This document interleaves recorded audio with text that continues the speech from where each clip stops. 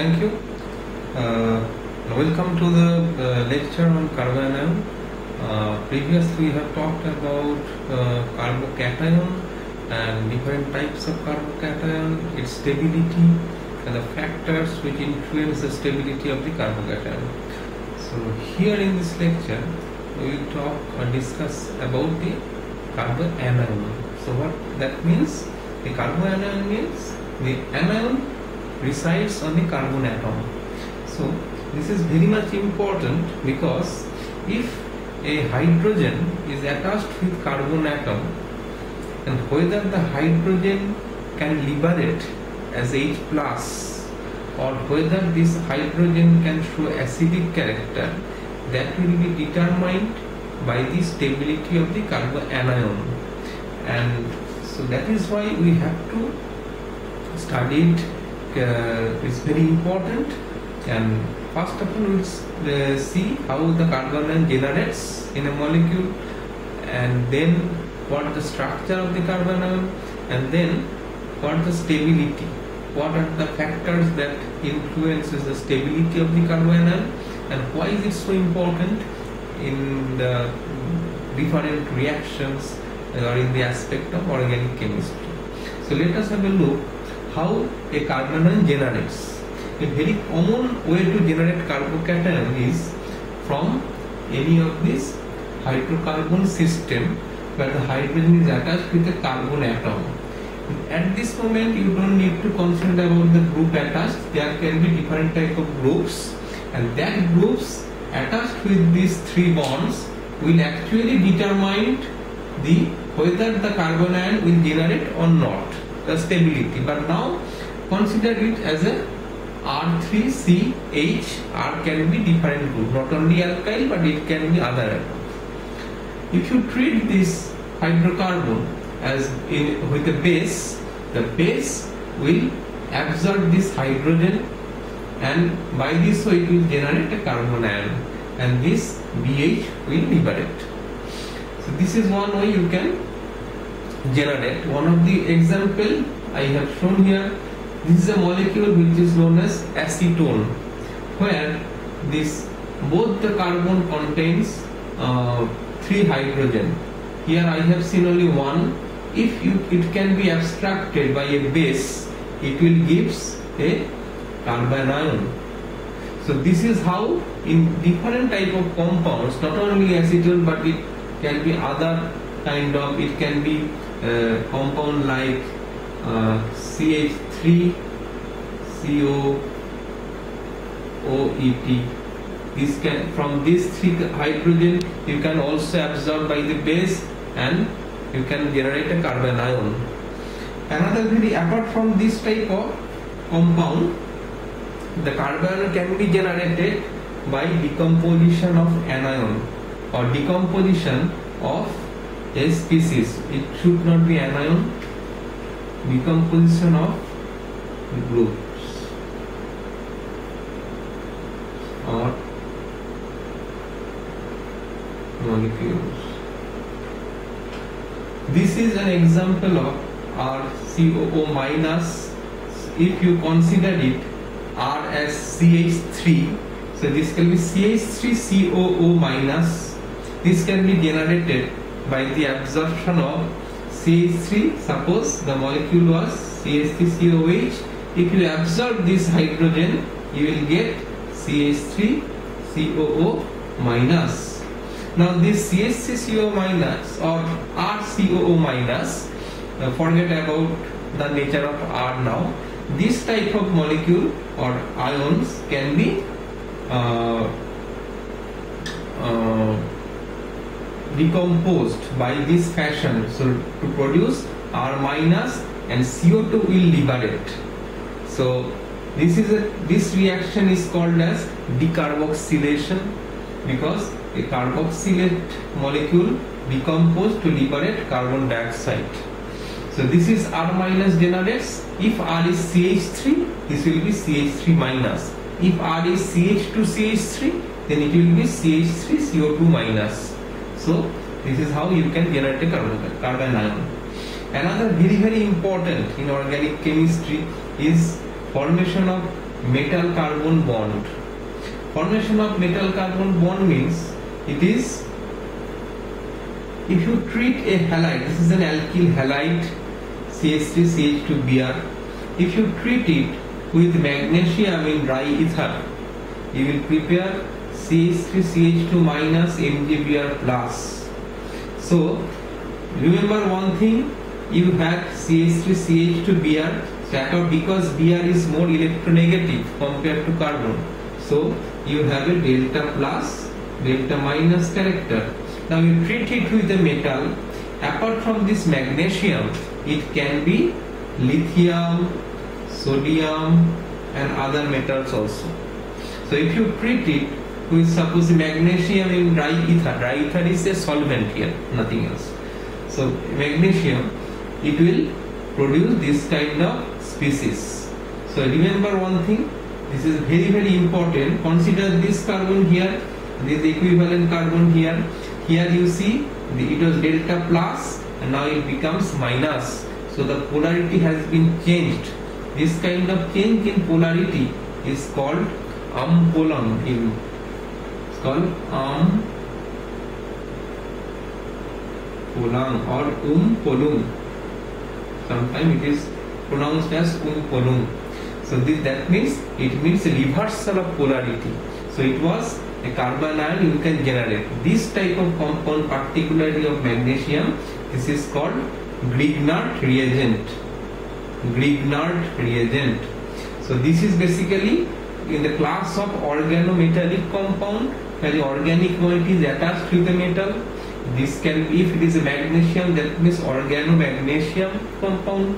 If it is lithium, then it will be called organolithium compound, organosodium compound. This is a very important or very efficient way to generate a carbon ion from a typical organic halide molecules.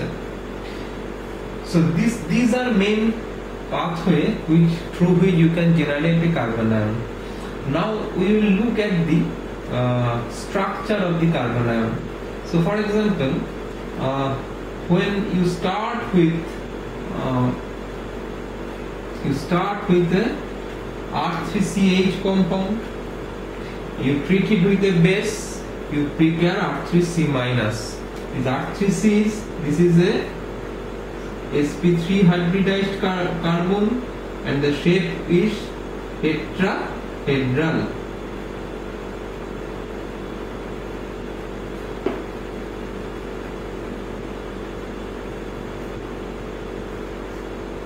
Now we prepare a R3C minus.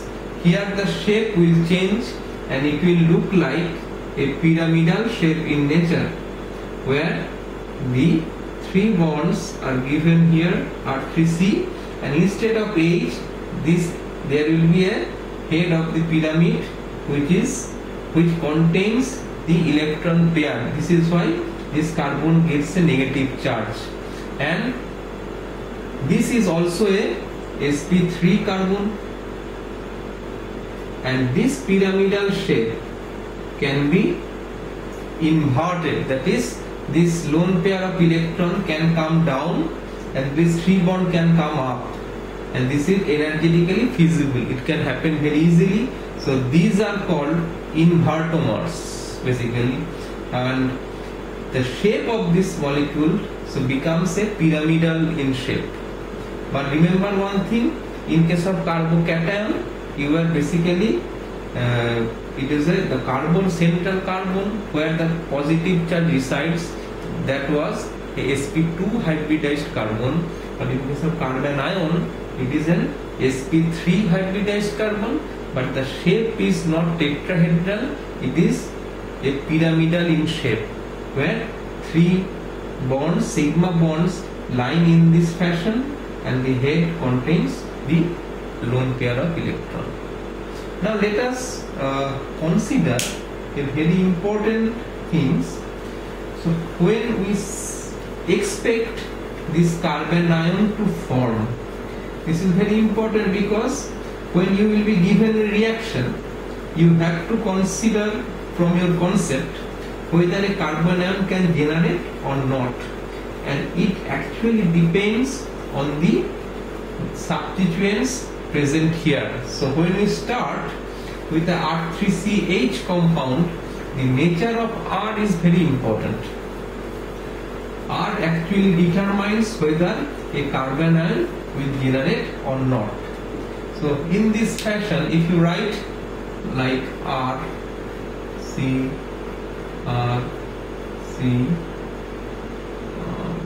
H. Now if you treat with a base, the base will absorb hydrogen and you are going to prepare a carbon ion. Now if suppose R is CH3 in one molecule and R is F in one molecule, so in which case this carbon ion will generate?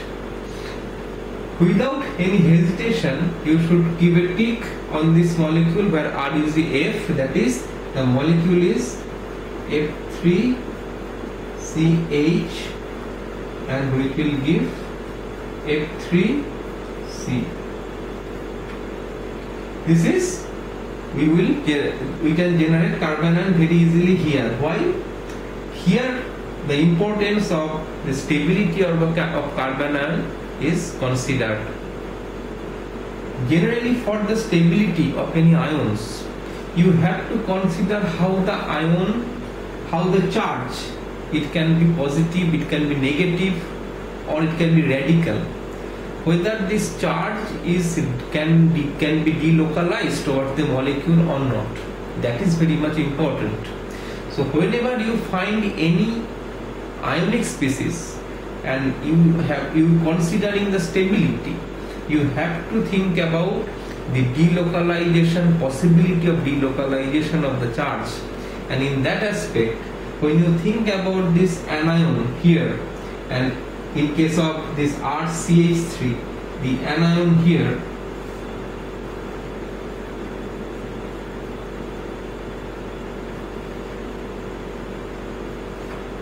you have to consider this fluorine is a very much strong electron withdrawing group, so or it is electronegative, so it will pull the bonded electron pair towards fluorine and it is happening for all three bonds.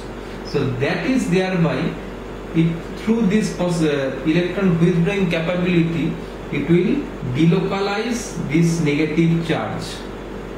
On the other hand, CH3 is a group with plus I effect, so it will push the bonded pair of electron towards carbon bearing negative charge. So basically it is pushing the electron towards the carbon which already contain a negative charge. So it makes it very much destabilizing effect. So that is why this is not possible to generate. So this will generate easily, this will not. So a very important thing is, so basically these are very unstable species. So this is how whenever you will see such an effect or possibility of generating a carbon ion, you have to consider what kind of group or what kind of atom is attached adjacent to the carbon bearing the negative charge, and whether that group or whether that atom can help to delocalize this negative charge easily, and that will determine the stability of the carbon ion. So now we will talk about stability in very detail. So first of all, we will start with what are the factors. Basically there are three factors which you need to consider. The first thing is you have to consider factors stabilizing carbon ion. A very important factor is S character of the carbon.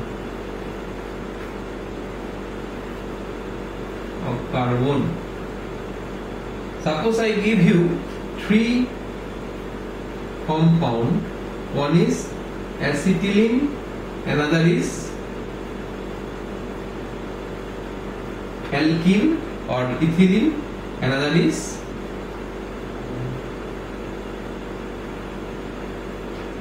ethane. So this is alkane, alkene, alkyne. What is the difference? Difference is this is sp carbons, this is sp2, and this is sp3. What is the percent of S character? This is 50, this is 33.3, and this is 25. S is very close to nucleus, so the attraction or the influence of the nucleus is maximum on S. So any electron or anything on the S will be pulled powerfully from the S by the nucleus compared to the p orbital. So now this, if you generate a carbon ion from here, it will generate C minus. This S, H, suppose this H can be abstracted by base. If you generate a carbon ion from here, it will be like this. If you generate a carbon ion from here, it will be like this. Here carbon ion resides on sp carbon. Here carbon ion resides on sp2 carbon. Here carbon ion resides on sp3 carbon. So what is the difference? Here carbon ion resides on an orbital which is enriched in maximum enriched in S character 50%. Here carbon ion resides on carbon which has S character 33.3%, and here it is a 25%. So most S character in this carbon means this negative charge will be mostly stabilized by the attraction of the nucleus because it is on the sp orbital. So that is why this is a very well known process to generate a carbon ion, because it is a stable species. Stable means it can be formed here, but from here, because these are relatively less S character and this is very less S character, this is almost impossible, and here also it is very difficult. So this you will never see generation of carbon ion by treating alkene or alkane with a base, but you will frequently see the formation of this type of carbon ion by treating alkyne with a base, and this is an acetylene. So when this type of carbon ion is called acetylide ion, which is very common in many organic reaction. So percent of S character is very important while determining the stability of the carbon ion and whether a carbon ion generates on a particular carbon. So the summary is you have to consider the S character of the carbon. So this is the factor 1. Next factor is very much important, which already discussed to some extent, that is effect electronegativity or inductive effect of the adjacent carbon, I effect. A very common example, please remember the previous example of CH3C- and CF3C-, where we have now consider suppose CH3.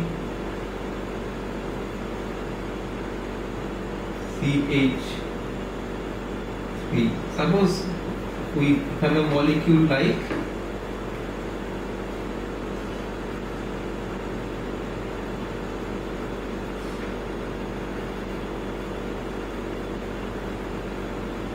this is what we have already discussed.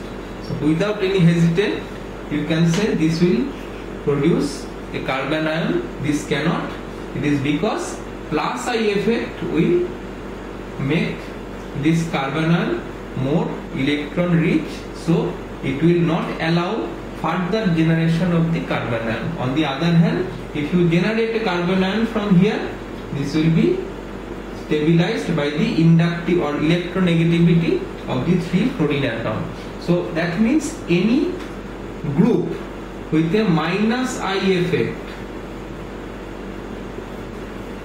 can stabilize a carbon ion very easily, but any group with a plus I effect will destabilize the carbon ion. Here remember, I am considering the group that is adjacent to the carbon bearing the negative charge.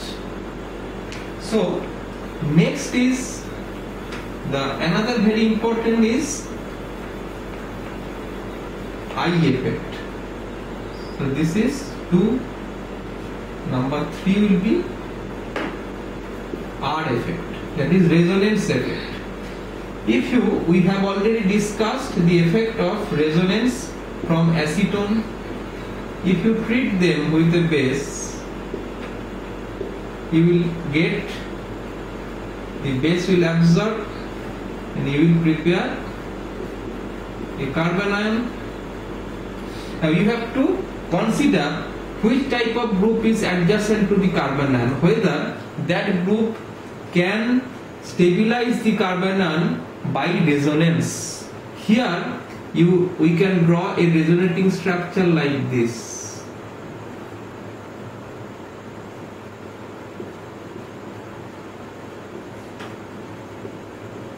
So that is how this basically what is happening here. The minus charge is delocalizing, and in this resonating structure it was on the carbon ion, and in this resonating structure it will be on the oxide, in the oxygen atom. This is basically called, this type of structure is basically called enolate ion. But the result is you can stabilize this carbon ion by this fashion. If more and more resonating structure is possible, then that carbon ion will be more stabilized. A very stable carbon ion through resonance is observed in molecule like ethyl acetoacetate or diethyl malonate. Suppose you have CH3 CO CO CO2 ET. Here you have 2 hydrogen, or CH2 CO2 ET.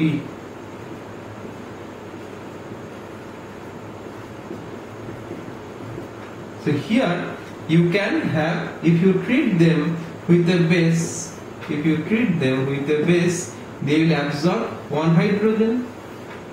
So what they can do, they will have CH minus CO OET. Here also you will have CH CO OET. You have to consider whether this minus charge can be stabilized by resonance or not. Yes, it will be very stabilized, because this carbon is flanked by 2 such CO group which can have this kind of resonance. Here also it is possible. Here also you see this type of resonance. That means this carbon ion are very stabilized. What it makes? Result is, it is basically making this hydrogen is very strongly acidic in nature. So to determine whether a particular hydrogen is acidic or not, you have to consider the resulting carbon ion will be stable or not. So that is why the stability of the carbon ion is so much important. So percent of S character, inductive effect of the adjacent groups, and resonance stabilization by this adjacent groups, CO group or any other double bond if present, that is going to be considered in when you think about a carbon ion, whether that will generate or not, whether that will render this hydrogen acidic or not. So you have to consider different books for that. There are many examples in the books. You have to think about this concept and read some examples that will give you some more ideas about different type of compounds which can generate a carbon ion and how this reacts in organic reactions. Thank you.